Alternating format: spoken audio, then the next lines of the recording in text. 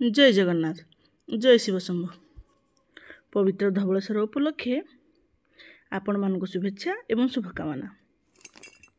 तो आमर एठी धवळेश्वर दिन भोग हिसाब से खेचुड़ी प्रस्तुत हुए। किछि किछि लोक घुरुत मध्य प्रस्तुत करती। तो आमर गाँ जाक लोक गोटे स्थान माने आम प्रत्यक्ष देवता प्रभु बराल बालिकेश्वर मंदिर रे समस्ते एकत्रित होइकि आमर आज पर्व धवळेश्वर भोग प्रस्तुति हुए। तो सत कहू गले आम आखपाख जिते अंचल अच्छी एमती कौटी भी हुए किंतु आमर एठी पूरा यात्रा परी हुए।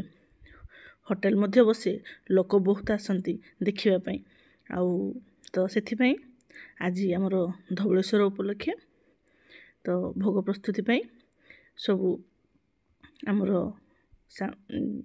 जिनस रेडी करके मंदिर रे पहुँची गलु। तापर भोग प्रस्तुति लगी पड़लु।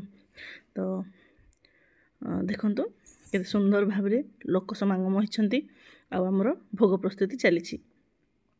तो भोग नहीं कि आसला बेलू घर को पाखापाखि आग जिते बड़े तो पाखापाखि 11टा 12टा हो जाऊला किंतु एबे से 9:30 भितर घर पहुँची आसचु।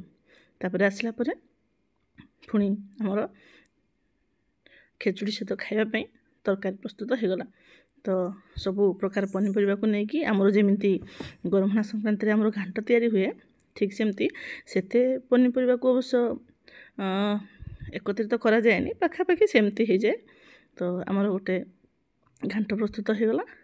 आउ तापरे मंदिर रू आसथिबा भोग आउ प्रस्तुत होइथिबा घांट को प्रथमे आमर बड़ बड़ांक पाखे भोग लगिला।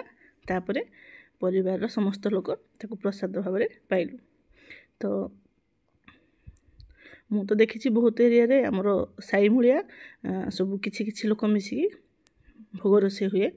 आउ किछि जगार मध्य निज निज गुहाल मानक यूषा करा जाए किंतु आमर एठी गाँ जाक मिसिकी मंदिर रे ओषा हुए। बहुत खुशी मजा लगे आ बहुत आनंद मध्य लगे। तो समस्त को पुणी थरे धवळेश्वर शुभेच्छा एवं शुभकामना। जय जगन्नाथ जय शिव शंभु।